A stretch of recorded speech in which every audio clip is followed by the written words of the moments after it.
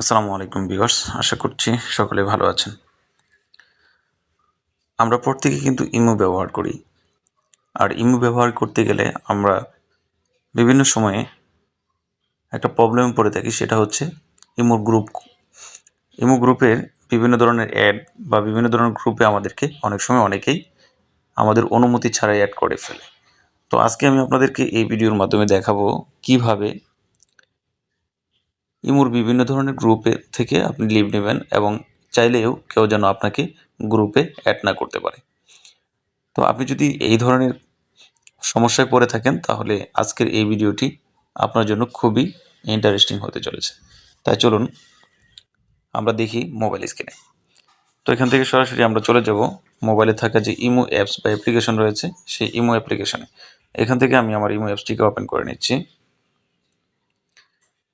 তারপর imo অ্যাপসটিকে open করার পর উপর কর্নারে দেখতে পাচ্ছেন একটি প্রোফাইল আইকন রয়েছে, সেই প্রোফাইল আইকনের উপর একটি ট্যাপ করে দেব।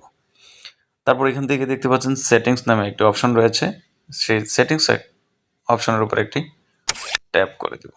তারপর এখান থেকে দেখতে পাচ্ছেন নোটিফিকেশন নামে একটি অপশন রয়েছে, তো এখান থেকে আমরা নোটিফিকেশন এই অপশনের উপর একটি ক্লিক করে দিব। তারপর এখান থেকে দেখতে পাচ্ছেন ভয়েস ক্লাব নামে একটি অপশন, একটু নিচে আসলে পাবেন ভয়েস ক্লাব, সেই ভয়েস ক্লাব অপশনের উপর একটি ট্যাপ করে দেবেন। তারপর এখান থেকে অল নোটিফিকেশন এই অপশনটিকে যদি অন থাকে তাহলে অফ করে দিবেন। এটা যদি আপনি অফ করে দেন তাহলে আপনার এখানে কোনো ধরনের নোটিফিকেশন আপনার ফোনে আসবে না।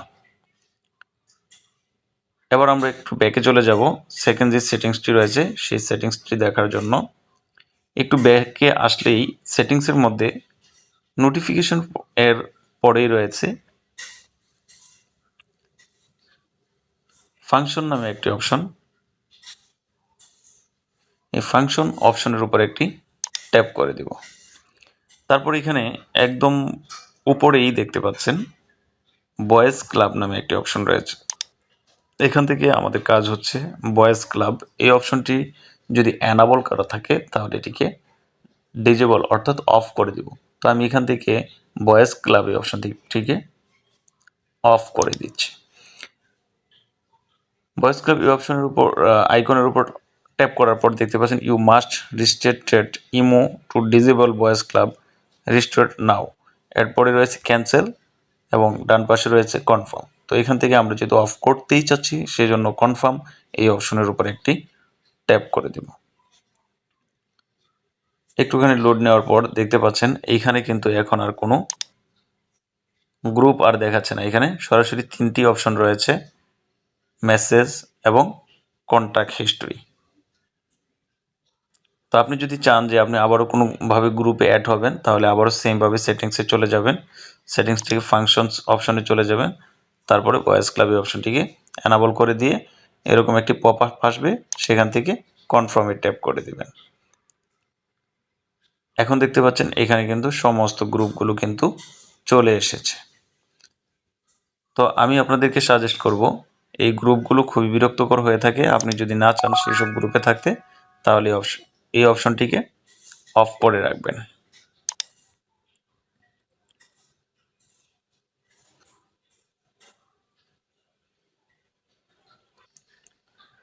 তারপরে তৃতীয় যে অপশনটি দেখাবো, যে অপশনটি করে রাখলে আপনাকে কেউ কোনো গ্রুপে অ্যাড করতে পারবে না।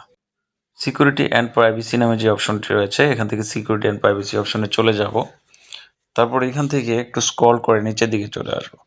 নিচের দিকে আসলে দেখতে পাচ্ছেন গ্রুপ নামে একটি অপশন রয়েছে, এখান থেকে এই গ্রুপ অপশনের উপর একটি ট্যাপ করে দেব। তারপরে এখানে উপরে দেখতে পাচ্ছেন অনেকগুলো অপশন রয়েছে, এর মধ্যে এভরিওয়ান, মাই কন্ট্যাক্ট, কাস্টম, নোবডি।